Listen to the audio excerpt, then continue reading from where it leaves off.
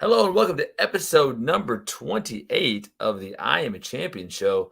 Jonathan, we're not gonna be able to get Jimmy today because Jimmy has a talent show that he's going to with his kids. So, we'll miss him dearly, but I'm sure he'll be with us in spirit at some point though. So Yeah, Jimmy's a good dad, people. He's always doing those things and love him to death. And so, but this time it's just me and Jason.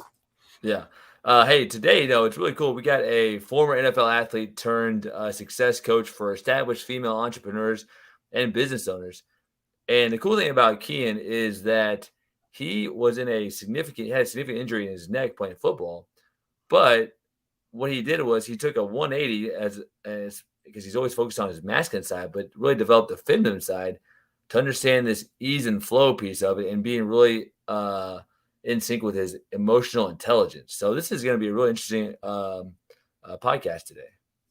Yeah, I'm looking forward to it. I'm kind of wondering, like, what made him gravitate toward female executives opposed to executives at all, and what how that 180 happened for him. Yeah, so we're gonna go ahead and bring him on and introduce him to the show here. So, Keyen, good morning. Hey, good morning, fellas. How's it going? Doing well, doing well. Thank you for joining us today. So, like Jonathan said, you start off, you're playing college football, you make the NFL, injury happens, and then you're like, I'm gonna do a 180 and focus on the emotional intelligence, the other piece of me that I wasn't kind of aware of. How did that whole go from that side to the opposite side happen for you? Yeah, well, what's kind of, I'm trying not to use the word interesting as much anymore. Trying to use it other words because I feel like interest can be a filler word sometimes. But for me, I've always been someone that's never fully identified with the athlete identity.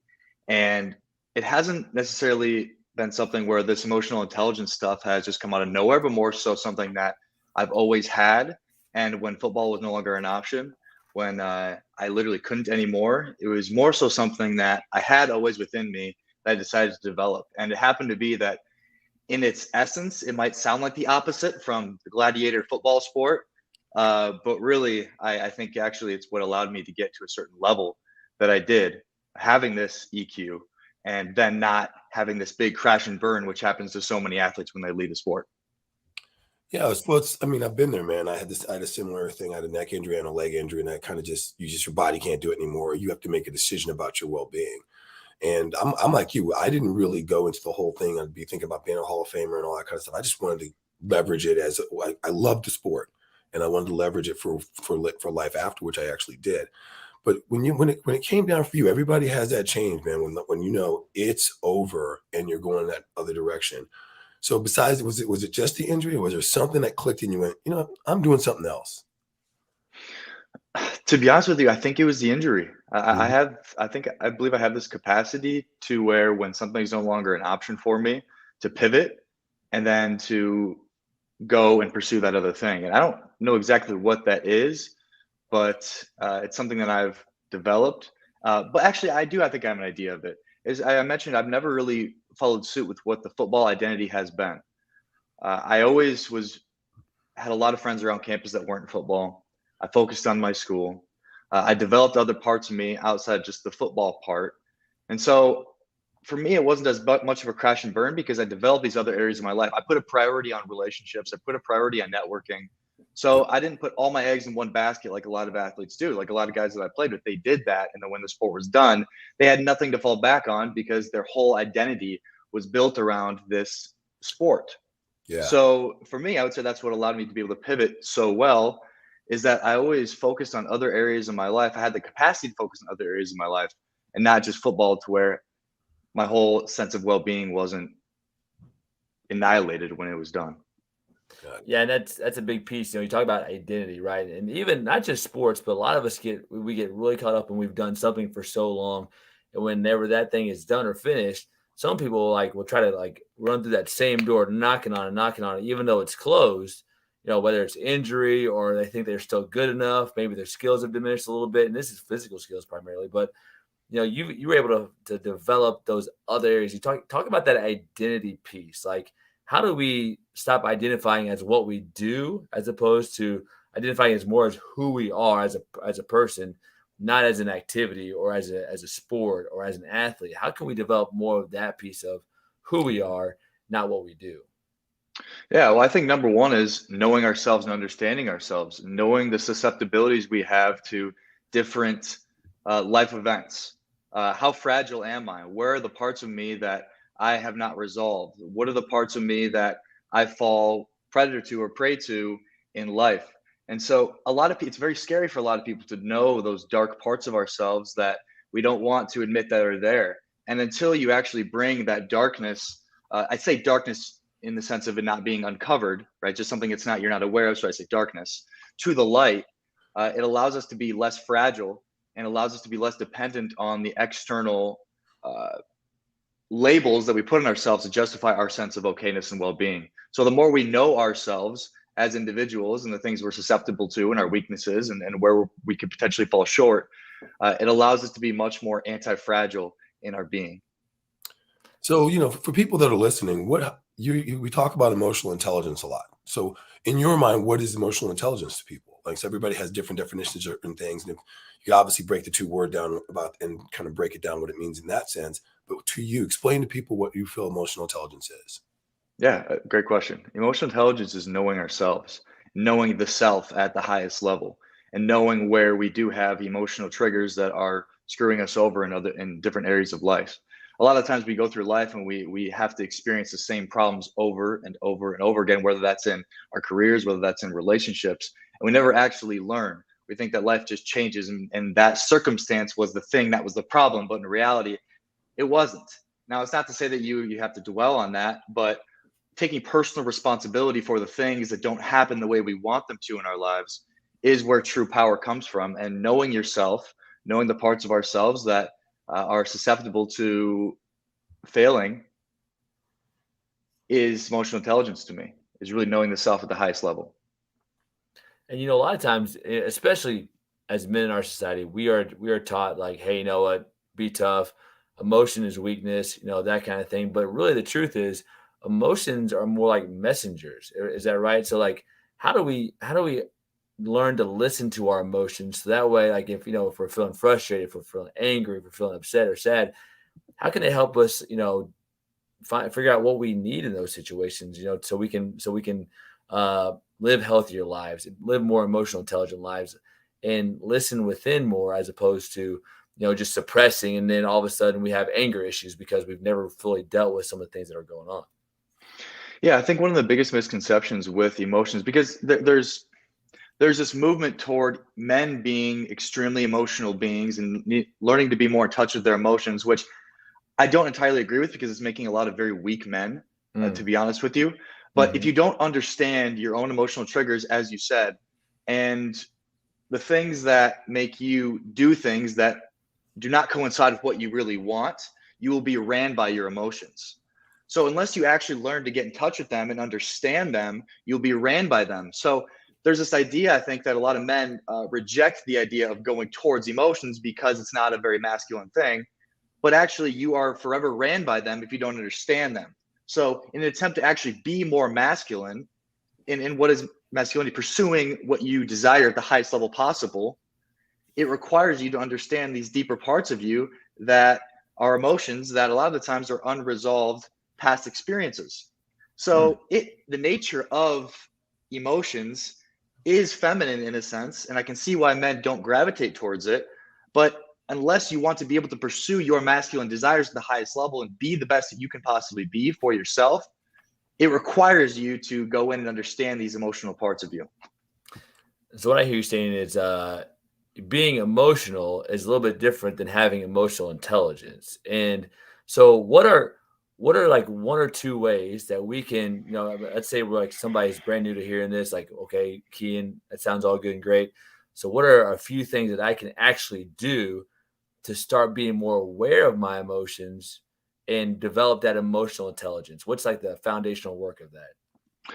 Well, a baseline in today's world is a lot of men are very individualistic in how they're pursuing life, or they'll just find a woman and they will just pursue life with that woman and not continue to have a pack of really awesome men in their life that they can have these open and honest conversations with about their state of being and how they're feeling, right?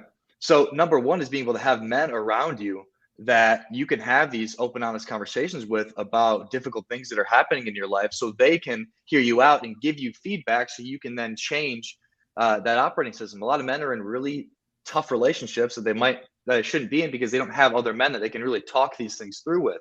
Same thing with pursuing what they want at the highest level. So first off, it's having men in your life that have that capacity to have those conversations with you so you can understand each other more and work through that stuff.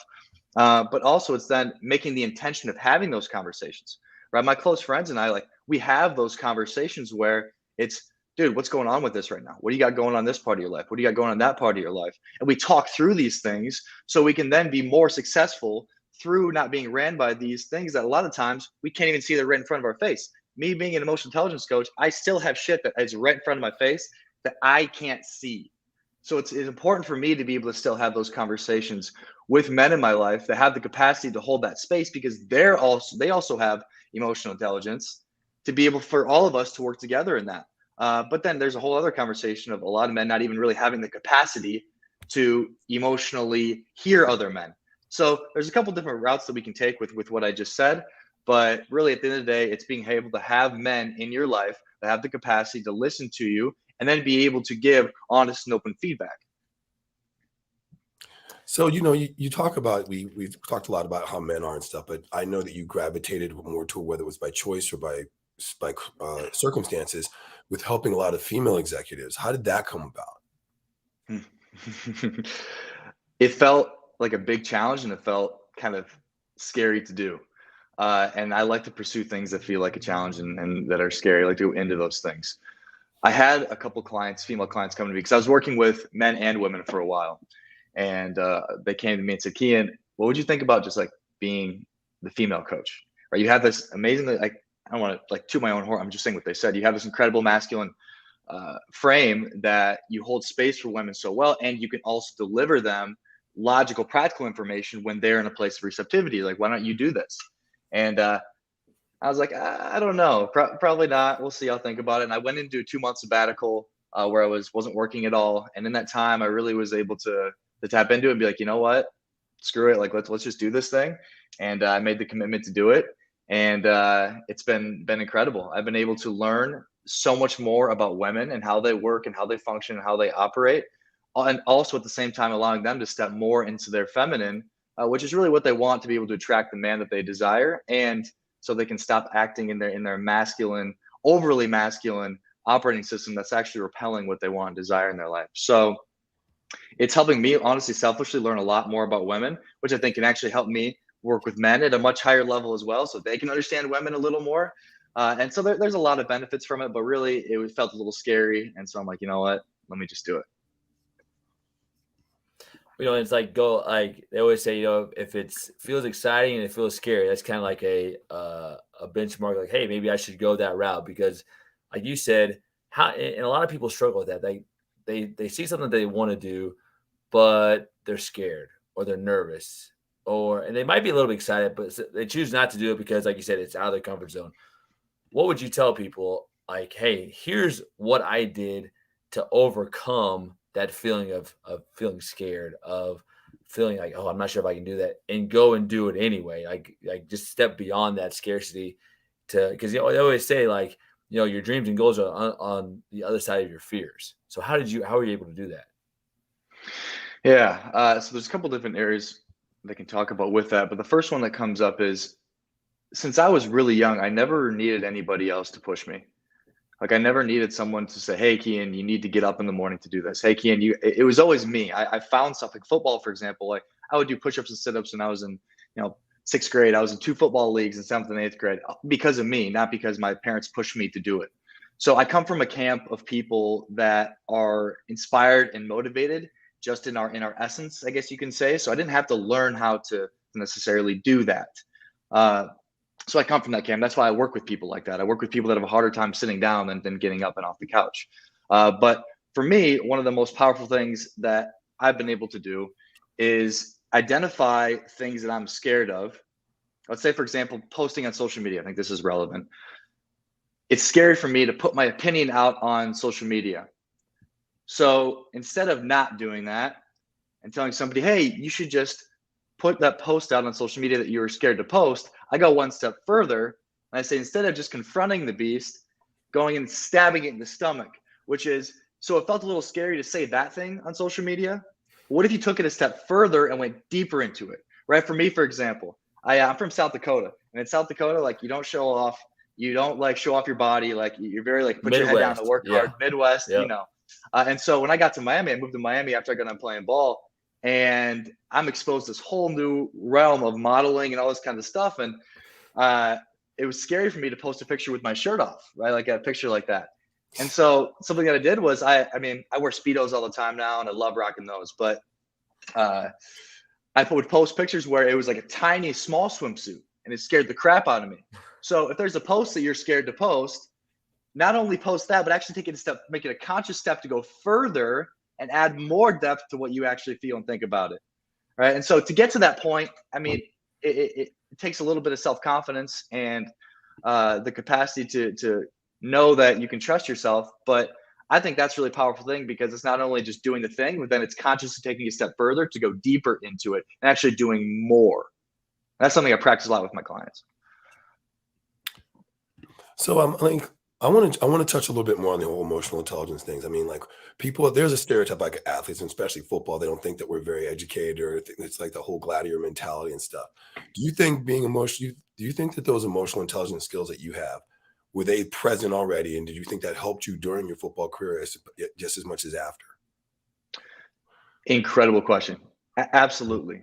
I can't tell you how many guys that were extremely talented that didn't pan out because they didn't have the mental capacity to be able to handle the pressure, right? Or the mental capacity to handle making a mistake. And I take a lot of pride in my ability to be able to make a mistake, forget about it, make a mistake, forget about it, make a mistake, forget about it. Now, I know in the back of my mind in the film room, I'm going to have to deal with it eventually at some point, but it's not going to be something I deal with in the game. And a lot of great athletes that could have been great players didn't have that capacity to forget, to mentally just forget about the play and move on. So absolutely. Also, in a sense of pressure, like I love when I get forced and put into a place of pressure. Sometimes I can be a little relaxed, and then when I get like punched or hit in the face, it's just on. I'm like, okay, boom, here it is. There's a huge crowd here. My best games are always in front of the biggest crowds. So I guess there was something inside of me that has been there. But like I said, I don't really know where it comes from. I mean, for me, I was kind of the same way. I like when the pressure happened and you don't have time to think. Your instincts, your training, your practice just takes over. And if something happens, you're like, okay, that was the first quarter. It's the second quarter, or it's the third quarter, or whatever. I don't have time for that nonsense. And what I've seen happen as I've gotten into my personal life is I've had to learn to be patient with people that dwell on things. Like they will dwell on something that happened last week, or a mistake they made, or they missed a project or a deadline at work. And I'm like, that happened. Let's overcome, improvise that. How do we make this better? How do we move forward? Have you found that problem too? Like with like people who don't have that capacity, don't have that emotional intelligence, do you butt heads with them, or is it kind of one of those things you could ignore them? Well, it depends on the level that I'm receiving in that circumstance.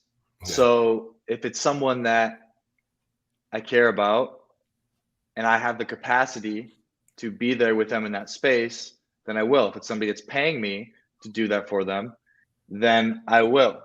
So something that I've gotten much better at is tuning into how much am I actually receiving in this interaction, and what capacity do I have to give to this person in this interaction.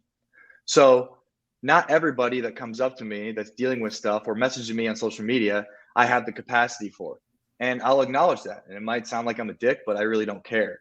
Because when I put myself first in those circumstances, I'm able to give to the people that I feel like I'm receiving from at a much greater capacity.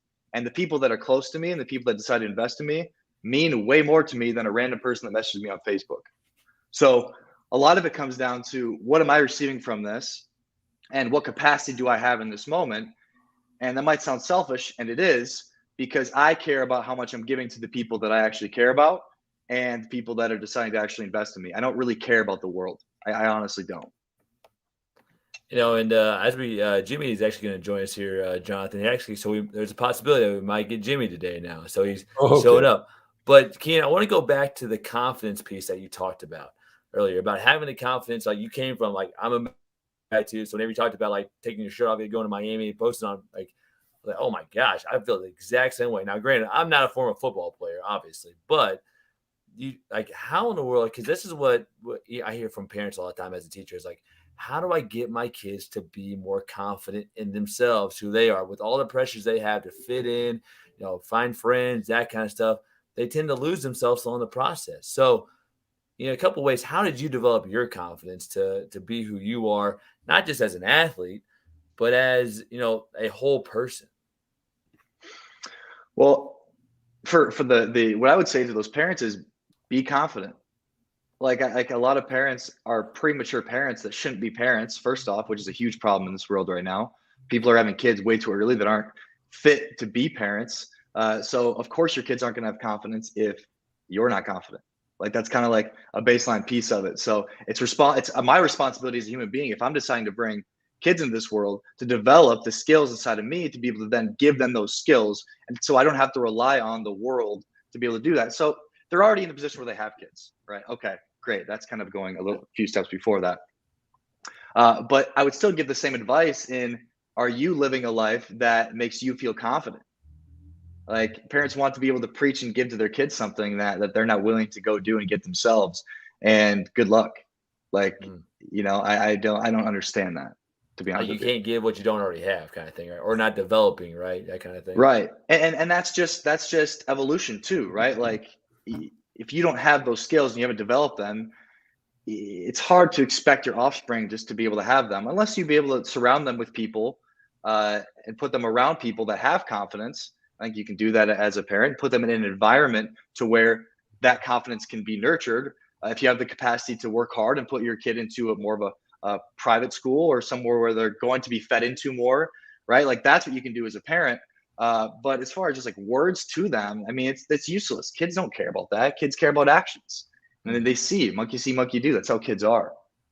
But I think that goes back to, our schooling systems, our environments that people are raised up in, and you get to a point you're conditioned, right? And you maybe don't have confidence and you think schooling's done. I'm not going to learn anymore. I'm just going to go do what I'm doing. Now we have kids, like you said, and you're not becoming a better version of yourself. So now you're developing the skill sets that maybe you weren't taught before. You're conditioned in a negative way. Now you can recondition yourself for that success. And now you're teaching your kids, or like you said, you're modeling for your kids. Do you see that a lot of times and try to like encourage people like, hey, listen, like where you've been at and where you're at today doesn't mean that's where you're going. There's opportunities with, YouTube and courses out there, online courses and education, things you can learn to become a better version of yourself. Yeah, absolutely. And a lot of the times, there's people that are motivated that just don't have access to certain resources, and that's why it's important to network. It's important to uh, do what you can to become a person of value, so people that have value want to be around you. And so it's kind of a catch-22. But really, I'm a huge fan of personal responsibility. Like personal responsibility. I don't have sympathy for people that don't have that drive to do that. And I don't like, might be sound kind of like bad, but it's not my responsibility to do so. I can be here to inspire people that want to take action, and unless you're paying me, or unless like I actually have something invested in that circumstance, it's going to be hard for me to do. So, what really is my advice with that? It's do what you can to become a person of value. Like if first and foremost, if your physical health isn't a top priority for you, then it's hard to be able to establish any other foundation of value. So physical health, I think, a lot of times can come first before emotional, because it's hard to establish a relationship with our deeper emotional side, which that would be say is the next layer of value, when you have a disconnection with your physical body. And I think that's a big benefit a lot of athletes actually have.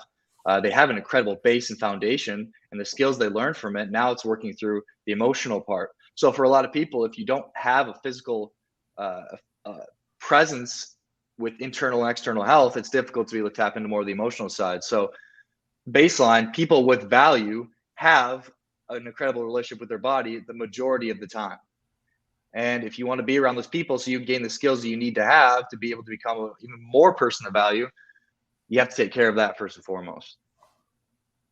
So, we keep talking. I keep coming back to the whole emotional intelligence thing because it's real. It's a pet thing of mine. I love talking about the subject matter. I think it's very important, especially as Jimmy always brings up when it comes to mentoring and coaching people, I really believe you have to be someone who has emotional intelligence to coach and mentor other people. You just really need to be that kind of person, or they won't get the most out of it and stuff.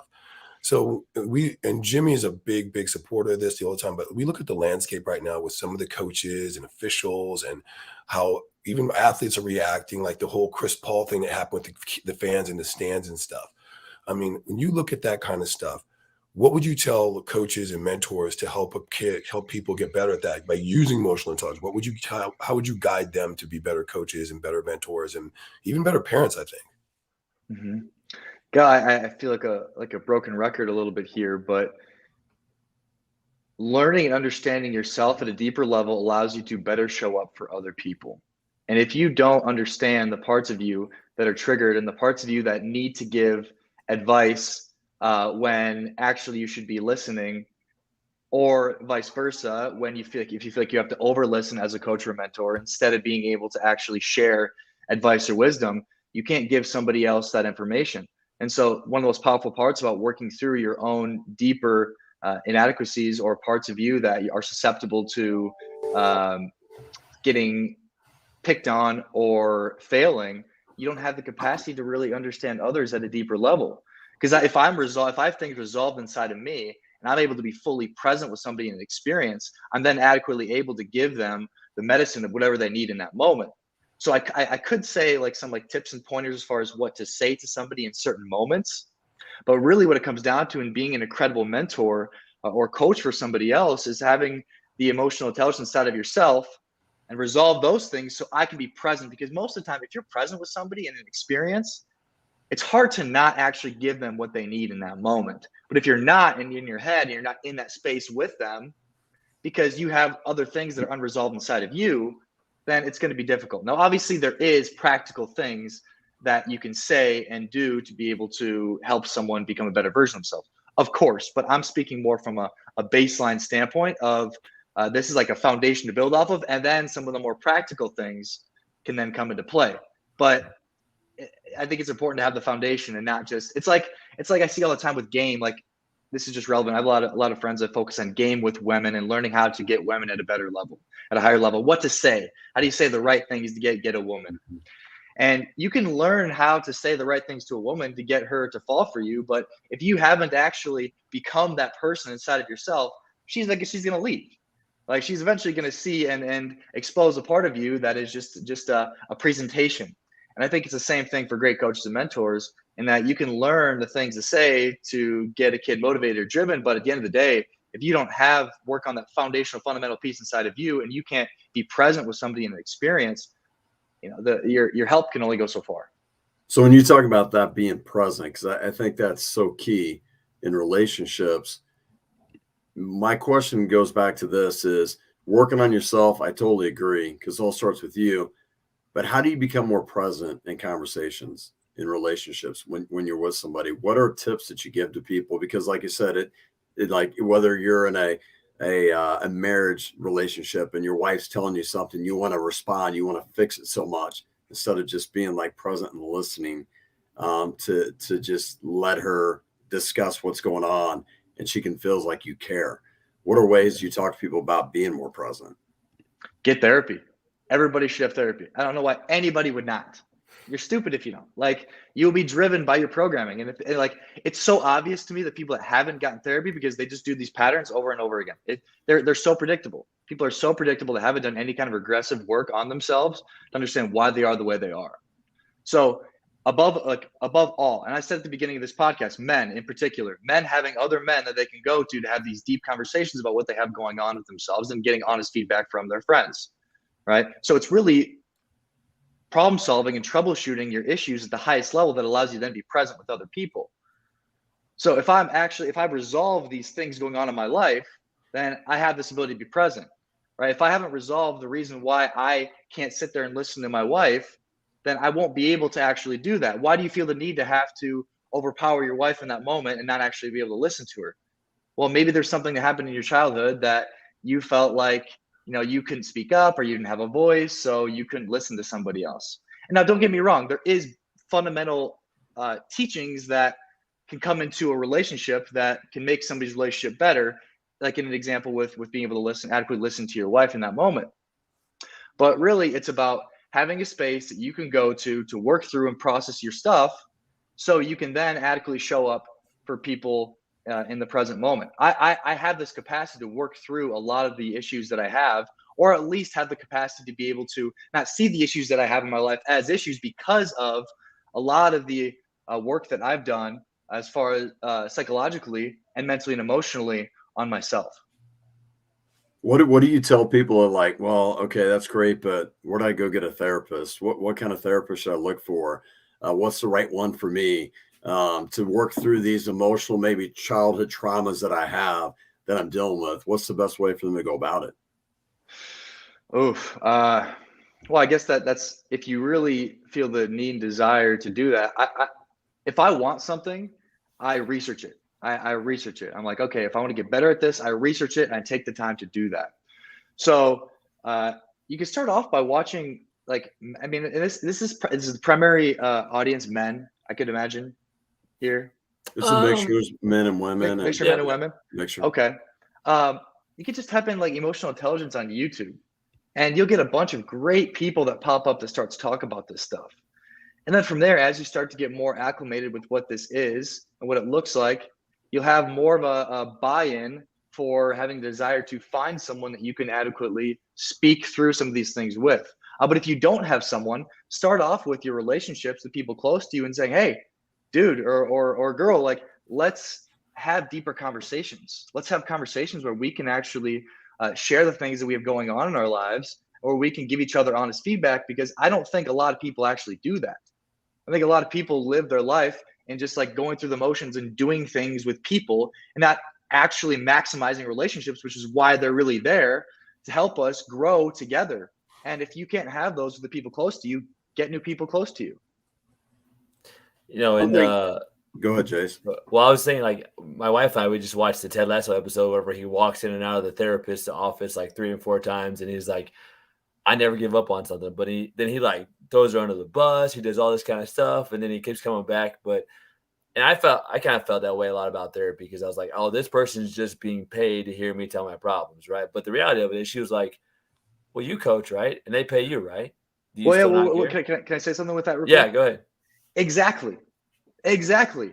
So don't expect them to be this like savior for you that's going to like actually emotionally care about you. You're paying them for you to be able to process and work through your stuff. So see it as that, right? They're not. You're not paying them to be your best friend and to actually like hear you fully. Use them for what it is. It's a transaction. Like your therapy is a transaction, right?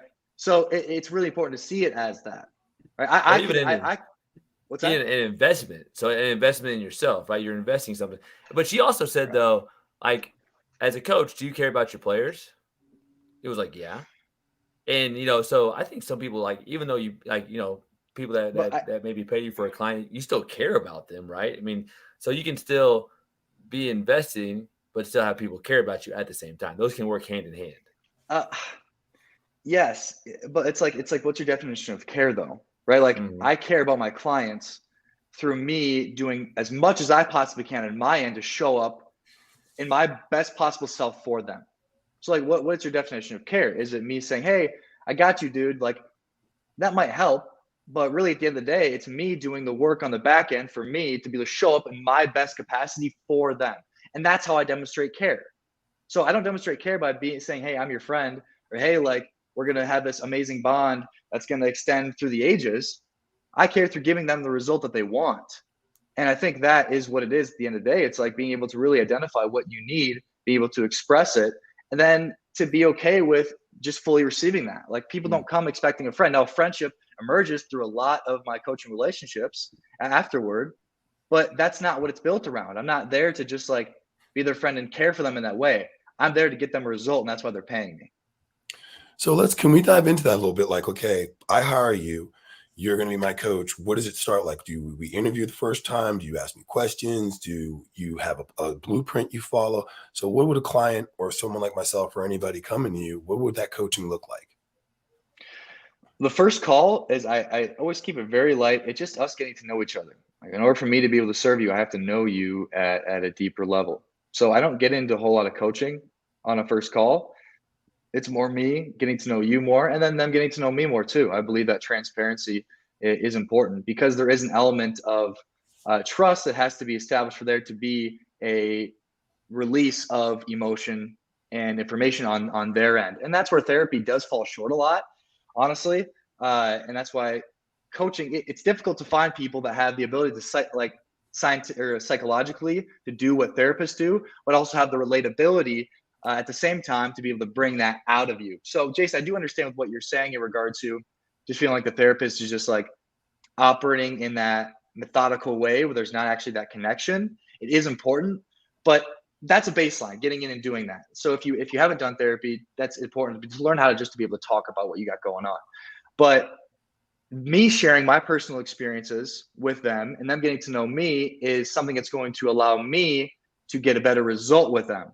So their results are always number one in mind when I get into the container with them. And it just happens to be that first call is for them to get those results. Me sharing my circumstance, what I have going on in my life, happens to attribute to the best results. So that's the first call. And the next call, it's a little more of Coach Keyen. It's a little different. And each person is very individualized. I do not have a blueprint for anything that I do. It's all showing up to the call and delivering the medicine that needs to be delivered in that call. And so sometimes people are a little skeptical, and I would expect them to be. A lot of people say that they weren't even fully sure what it was they knew they were getting into when they start with me. But I kind of like that. I think it's funny. But then at the end of it, they're like, oh my gosh, this is this. You can go to my website, you see like, I don't know, like 30 or 40 testimonies of people sharing that and talk about their experiences with me. But it is very individualized. And, you know, I to be honest with you, I have on my website, there's like a general idea of like what we'll do, but it's not what I follow because it's so individualized to the person in that moment. And that's something I'm really good at, is tuning into that. Hmm. And that kind of segues into that piece you talked about. Like you mastered the feminine side of your mind of ease and flow and attraction. And I know that's something that's always interesting to me. So, like ease and flow and attraction. Some people might be like, what do we mean by that? What's that talking about? Can you describe that? And then what were some of the steps you took to be able to master that skill set to where life just comes to you? You're not trying to force it. You're not trying to push things. You just like allow it to happen. God, it's a great question. Great question. Let's start off with ease of flow and attraction and what it is, because people might hear that and might be like, oh, well, that means that I don't have to do anything. And people talk about manifestation a lot, and that means that I don't have to get up and take action. That's not what I mean. What it actually is tuning into the 10 to 15% of the actions that you're taking that actually contribute to your bottom line. As men and women that have a tendency to operate more in their masculine energy, we had this like push, make things happen type of operating system. And inherently, there's nothing wrong with that. That's how things get done. And that's how things evolve and change. But if you have it to the extent where you're so disconnected from what's actually contributing to your bottom line, what's actually contributing to the highest ROI for you, you're doing things that are just, you're doing it for the sake of doing them, not because there's an actual intent behind it. And so getting into a place of more ease and flow and understanding yourself is learning what things in your life are actually contributing to the bottom line and success of your life. And so I might have been operating at 100% and getting this result. And now because I'm understanding at a deeper level, because I'm slowing down and I'm reflecting and understanding what's actually the things that are contributing to the success of my business or in my relationships, I'm able to then give much more in that, but it's much more precise. So I might be doing 15% of the work, but the work that I'm doing was the actual work that's contributing to the bottom line of my success. And I can't learn what those things are in the different areas of my life and be more efficient until I understand the dynamics of what I'm doing and be able to reflect on those to learn, okay, what's actually contributing to the bottom line, not what am I just doing for the sake of doing. I think it goes back to being. We're a human being, not a human doing. And that being piece, I think, is part of that ease and flow that you talk about. Because I know for myself, like it was always like, hey, I got my to-do list, and the more I get my to-do list done, the more productive I want to be. And I was like, well, kind of, but like you said, there's also that piece of tapping into that ease and flow, and then it's almost like you're still taking action, but it feels more effortless. It doesn't feel like you're having to push as hard, right? It feels like you are in a flow of almost like water flowing down like a river kind of thing. It just goes, right? As opposed to like having to like try to bust through the door. You can hit the door as hard as you want. Doesn't mean it's going to get knocked over. 100%. And you might be running into a wall that there's nothing behind it to be able to push it down. So that's where that reflection in all areas of life allows us to understand, okay, what are the doors that actually have space behind them and what aren't? And it's really what it comes down to, just pure efficiency at the highest level. And in business, for example, learning how to work really hard to build the foundation is very important. It's crucial. Right? But then you hit a point where that no longer is the thing that's going to get you more success. Learning how to move out of being the worker bee and moving into being a CEO in your life they're very different things. And that's what I teach a lot of people how to do is learning how to actually be a CEO of every area of your life, where you're more pointing and putting things in the right direction rather than having to be the one that's doing absolutely everything all the time. And so in business, whether that's allocating things to other people, or in your life, maybe getting a chef, getting like these different things, like getting more assistants, having the capacity to do those things and learning what your zone of genius is through that emotional intelligence, and then getting rid of other things or distributing them to other people to do them. So let's say you and I start. We had our 2 sessions. We talked on the phone. Just like when working out and with training and with anything else. When would someone say, "Oh my gosh, in a week you're going to see something different"? You might see something the first time we talk. Is there I guess an ebb and flow rhythm of how long before I would start to see some changes, or is that just an individual thing and just happens when it happens? You're going to feel it after the first session. Yeah. Okay. So the first session happens. I'm going to feel something differently, and you keep smiling because, like, we're not getting the secret sauce yet, because that's what you get paid for. I get that and stuff, but I appreciate that. So, but I'm open. Hey, I'm open to giving the secret sauce. Sometimes it's just like I said. Sometimes it's like I gotta get fucking whacked in the. Excuse me. I swear sometimes. Sorry. I get whacked in the face to be able to give you those answers. So if you want to go deep with some of these questions, really like poke at me, I'm more than happy for you to do that. Awesome. Well, I got a really good emotional questions. Like, you played at University of South Dakota, right? And I'm a Bill Maher fan. Why do we have 2 Dakotas? I don't understand why we have 2 Dakotas. It's like, I really don't, like, the population size. Like, why don't you just make 1 big Dakota? Everybody's happy. I don't get it. You know what? Actually, being honest with you, it probably would make things easier. Yeah. Because people like South or North, and most people, it's funny because I've lived all over the world, and even being here, I'm like, it's okay for them to not know where South Dakota is, but most people are like, where's South Dakota? I'm like, do you live in the U.S.? So honestly, if I could just say Dakota is right here, you go straight up from Texas and little down from Canada, that's that area. So I think actually Dakota would probably be much easier, to be honest with you. Hey, one thing I'd like to tap into is you talk about on your site is you help people achieve impossible goals, what they think is impossible to them. How do you get, first of all, when you're sitting down and visiting with people, to really, because a lot of times, people, they'll write down goals they think they can achieve or they already have achieved, right? Or might stretch them a little bit, but these impossible ones, a lot of times we can't go there because, like, oh, this can't happen. Why do I want to write that down? I'm, fooling myself of doing that. So how do you get people to get into the element for themselves to be able to write those impossible goals down and to get to the point where they truly believe it and they start taking action toward it? Well, there's something that's really popular in personal development community, in that it's understanding what you want and then being able to go all in pursuing it. But they're missing a step before that. And this is what I love talking about, because nobody talks about this, is getting to a point where you have the capacity to understand what it is that you want and desire. And so it may take a period of time, a grace period of time, of you making the conscious effort of getting to know yourself at a deeper level in reflection through doing things that are the opposite of what you've always done. For me, for example, I was a football player in South Dakota. I moved to Miami and was exposed to a ton of new stuff. Just being transparent with you guys, I was a stripper for 3 months, right? Just for the hell of it.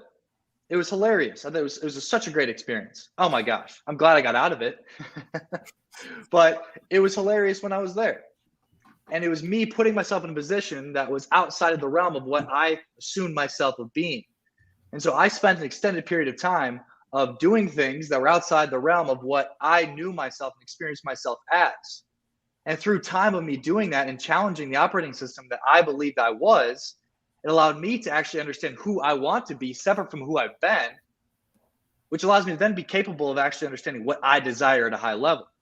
But people are trying to make decisions for what they want with the rest of their life when they're living in a state of how they've always lived.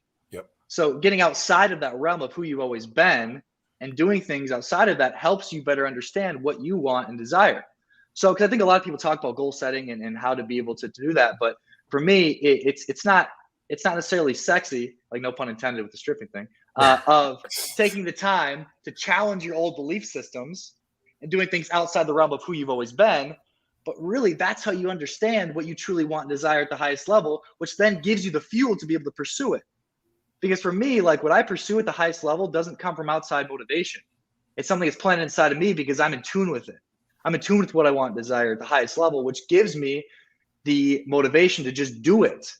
Where the things and time and effort and energy I put into it don't feel like work. I might put in a ton of hours, but it's because there's something lit inside of me that's pushing me to do that. And it doesn't feel like effort. So if you want to learn what you truly want and desire at the highest level, it's going to require you to challenge who you've always been through a lot of reflection. So you then don't need motivation to be inspired to go do it. Hey, Jonathan and Jay, real quick on this. I know you got something on this because I've already been Jimmy twice on this thing. So just a heads up. The one thing I want to mention. You know what that means? Jimmy jumps in and goes, I know Jason has to say something. Or I know John's getting ready to say something, but let me jump in real quick. We call that being Jimmy. But we have a strategy how we know the next one's coming. And I've been blocked a couple times. But what I want to get into this part, which you mentioned, is this. Don't you feel like people get in a box? You're born, right? And you're living and you're as a child and you think you can do great things. You're using your imagination. I'm going to do this. I'm going to do that. And maybe people are telling you, you're crazy. You can't do this. Or maybe you don't succeed at something. They call you a failure or whatever. And then eventually you get in the box and you stay in that box. Right. And there's no desire within that box. What you're saying is you got to get outside that box. You got to go do things that maybe you haven't done. Right. To extend yourself. Right. And now you start maybe finding those things you have a desire for. And you get that desire from within, and that's where that motivation comes, right? Absolutely. And one of the most fascinating things about humans, too, is behind a lot of massive resistance we have to doing certain things actually is desire. And so doing things that are scary as heck for you that are out, like, for example, for me, dancing. Oh, my gosh. Like, I moved to Colombia. Mike. I lived there, right? And this is different. Magic Mike, absolutely. But when I moved from Miami to Colombia, I lived there for a year. And God, I'm from South Dakota, man. Like I'm a good old boy playing football. We don't really express ourselves like that with dancing. Okay. And so me doing a dance class, I remember from like, I can feel the tension in my body now of it. But when I first started getting dance classes in Colombia, I would literally like my body would start to shut down because of how much like discomfort I had with even getting into the class. Like I would dread her showing up. Because I was like, oh my gosh, no, I can't do this. My body was so uncomfortable with it because it was so outside the realm of what I've always done. You know, I was a gladiator. Like we don't dance. What are you talking about? So for me, it's understanding. Actually, I'd say for everybody, it's understanding that there's going to be massive resistance behind doing things that you've never done before. And so giving yourself permission to do those things that feel super uncomfortable, regardless of what your previous prejudices are of those things, is actually where incredible growth is at that allows you to understand more of yourself. Right now, I like dancing. It's fun. I still get uncomfortable, right? But I'm a lot better at it. And it's something I can break out and it's a new skill that I have. And I like having that, you know? So there's a saying my dad used to say, and I know he didn't create it, but it's kind of like either you become your circumstances make you or you make your circumstances. And when I think about what you've been trying to talk about or what you've been explaining, how it's coaching and teaching, do you like, and it also goes along with what Jimmy just said about being in the box, which he was so excited about the box. Okay. But when you get out of the box and stuff, do you think it's more that people like you're a product of your circumstance to work through it, or you feel like that person can say, I'm going to make my own circumstances and guide myself? Absolutely. You can make your own circumstances and guide yourself. And I want to like touch on the box for a second, because the example that I use is it's like trying to stop being a crackhead living in a crack house.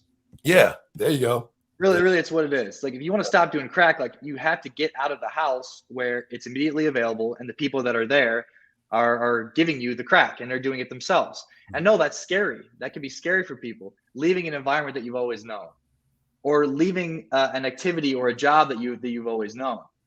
But if you want to be able to stop being in this box, if you want to stop being a crackhead, you got to leave the crack house. Yep. And that comes with discomfort. And when you do that, that creates confidence to be able to do it more and more. And so many people that have never left their circumstance and have always just been in the same thing, same hometown, same thing their family did as far as a job goes, and you've always just followed that, it's going to be difficult to find your sense of individuality.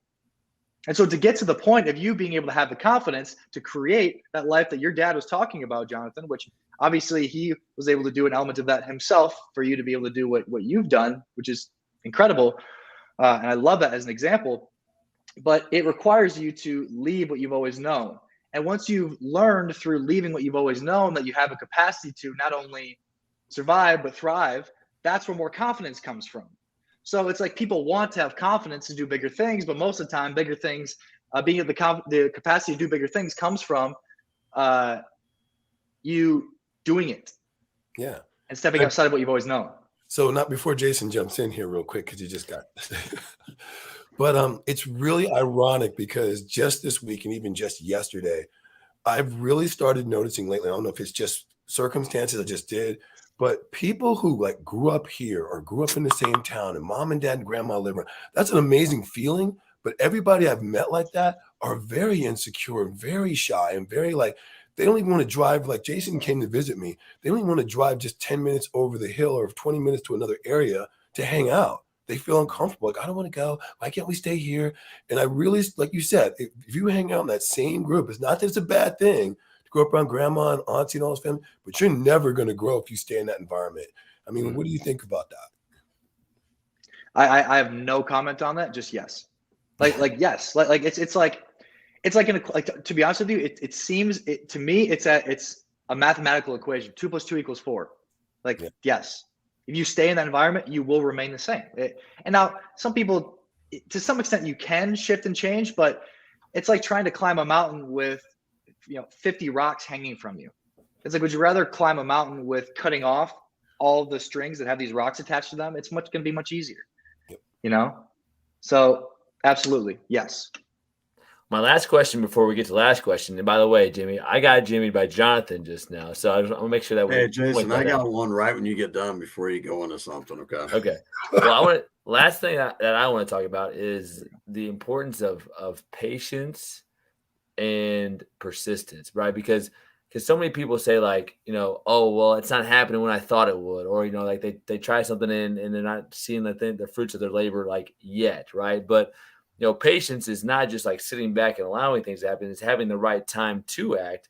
But then the perseverance piece of like, if you feel connected with something, like stick with it, because that's the most successful people. Stay with it. They might have to pivot a little bit, but can you kind of like reemphasize the importance of like, hey, patience, part of that ease and flow piece, knowing when to act, and then also that the power of persevering, going through stuff, handling challenges, that kind of thing.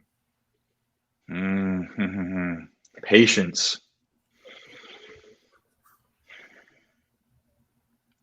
I think people are too patient. I think most people actually are too patient in not just doing what it is they want to do. And there is people, like a lot of people that I work with happen to be some of the people that could embody some of the patience. Like I said, they're the people that have a harder time sitting down than standing up. But for the majority of people that have a hard time standing up and getting going and running with their life, you are too patient. You're way too patient. Life's flying by in front of you. Like, you just gotta, I know it sounds kind of cliche, but it's just doing it. It's just doing that thing. I know a stupid amount of people that are stuck. Jonathan, probably a lot of people that you were referring to that have never left, they have things that they want to do, and they're not even taking steps towards it. Like, they're not even pursuing it anyway, because they are too patient.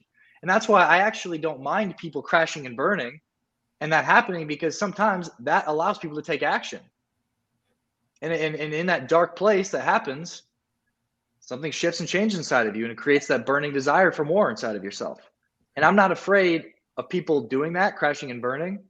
And because I'm not afraid of that for myself. Because I know when I get put in those circumstances, situations, I grow substantially and creates more inspiration inside of me to pursue what I want.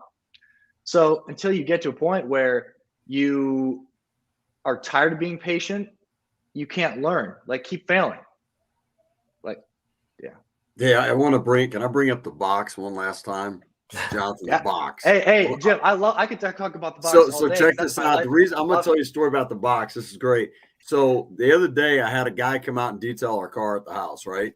He did an amazing job. I mean, it looked like a brand new car and it got done. I'm like, gosh, dang. So I'm talking to him. I go, how'd you get in this? He had his own detailing business. I go, how'd you get into this? Because, well, tell you the truth, I was in the car business. I was selling cars and I was like doing finance and I was kind of running a lot. And I was just like sick and tired of it. And I wanted to do something different. I really did. I wanted to go out on my own, but I just didn't. But, you know, in the car business, it's called the box. You have the box and you have this box sitting by your side. You're ready to dump stuff in the box and go. And he goes, I got this lady called me up and she's like, hey, do you know anyone that does like detailing cars? And he's like, no, I really don't. So he hung up and he was like thinking about it. He's like, man, maybe I ought to go detail this lady's car. So he calls her back up a week later and says, hey, do you still need your car to be detailed? And she's like, yeah. And he goes, I'll tell you what, would you be okay if I come and detailed your car? She goes, that'd be awesome. He goes, I'll tell you what, I'm going to come out and detail it. And if I don't do a good enough job, you don't like it, don't pay me. If I do a great job, pay me. She's like, great. So he goes, I go out, I do a bang up job. She pays me. She tells other people about me. I tell a lawyer friend of mine, she wants me to come do it. I do it. When I'd leave the place and the boss of mine says, hey, listen, when you're done jacking around with what you're going to go do, call me up. We'll have a spot for you. So 2 months later, the guy calls him up and says, hey, man, you ready to come back and start working? He goes, let me tell you something. No. You know why? Because I wake up in the morning, I dress in whatever I want to dress in. I go to people's houses. They're happy to see me. I go detail the car. I got my headphones in, listen to whatever I want to listen to. If I need to take a break, take a break. I get done. They're tickled pink and they pay me. And they keep spreading the word of mouth, and I do it on my own schedule. So, by the way, I'm not coming back. Because I developed my own business, and I took the chance. So it made me think about you when you talk about the box. I love that. I love that. And what did he do? I'm gonna actually just gonna roll with this, guys. There's a window that's going across my face, so it's we're just gonna roll with that. But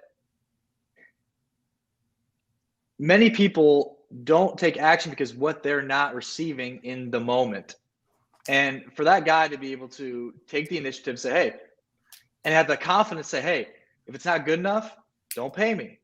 Like taking risks like that is where success comes from.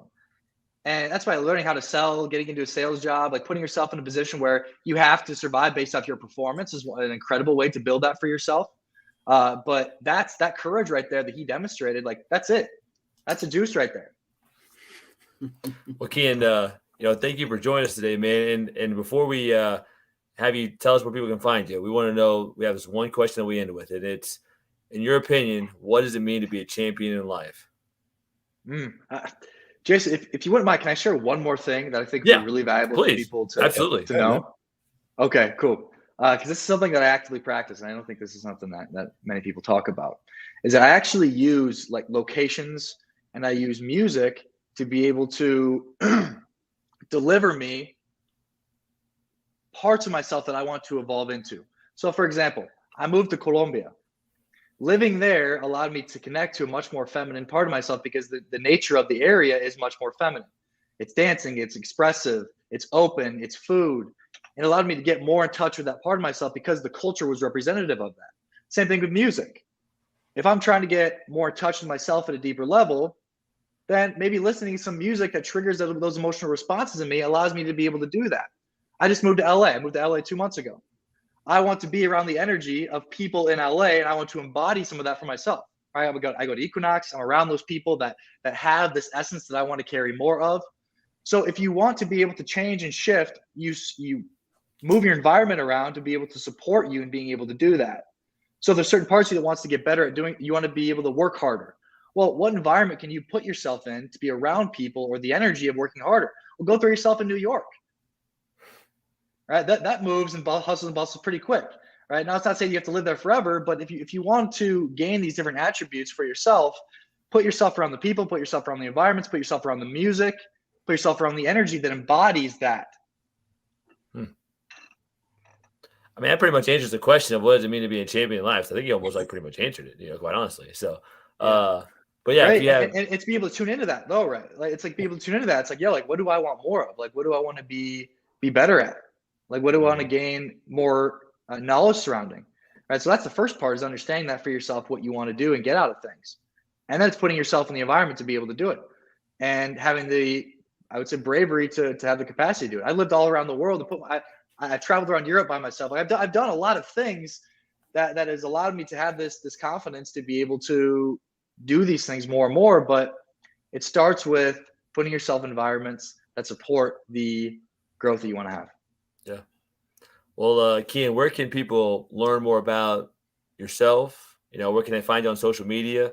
Where can they learn more? And forgive me, how do you pronounce your last name? Is it Lage? Is it? It's so difficult, man. I all my life, nobody's been able to pronounce it. Lage. And I wouldn't expect anybody to know how to pronounce it either. It's Lage. Lage. No, it's classic Midwest. It's exactly how it looks. At least you know when telemarketers are calling the house, right? Is Mr. Lage there? Yeah. No, he's not here. He's not here today.